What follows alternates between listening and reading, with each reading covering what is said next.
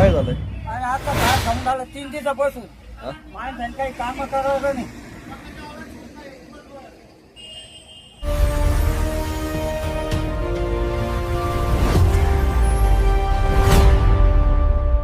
कोलार खुर्दमध्ये मोकाट गाढवांमुळे शेतकऱ्यांचे नुकसान, ग्रामपंचायतीला सज्जड इशारा.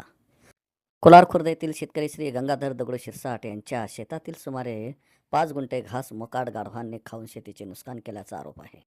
या प्रकरणी त्यांनी तलाठी, ग्रामसेवक आणि सरपंच यांच्याकडे अनेकदा तक्रारी करूनही दखल घेतली जात नसल्याचे त्यांचे म्हणणे आहे.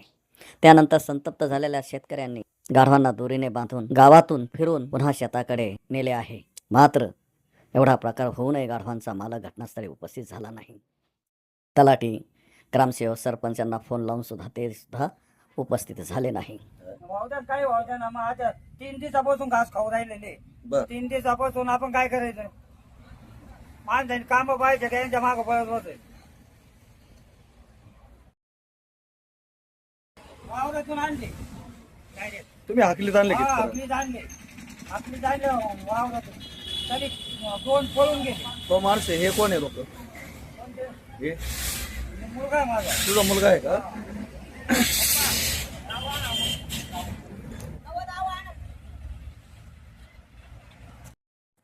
गुंठे घास खाल्लाय. 3-4 दिवसापासून आम्ही फोन करतो, त्यात कुणीच गाडवाला येईना हाणायला.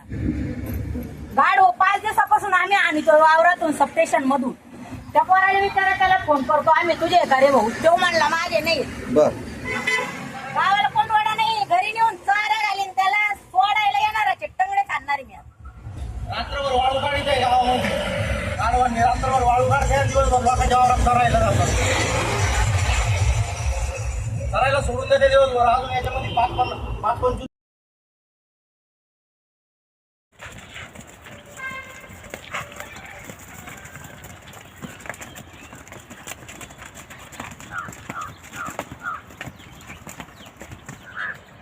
रोज फोन कर राहिलो, हे म्हणते आमचे नाही, ते म्हणते आमचे नाही. त्याच्यामुळे बांधले आज मग आम्ही.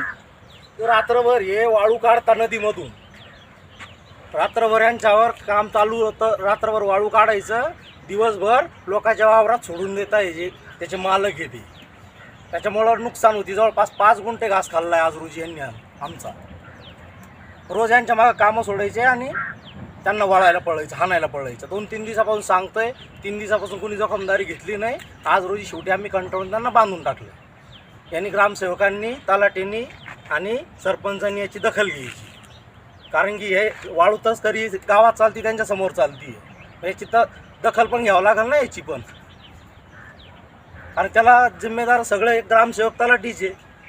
कारण की त्यांच्या कारकिर्दीखाली संध्याकाळी रात्र वाळू उपसा होतो आणि हे आम्हाला दिवसभर सोसावं लागते लोकांचे.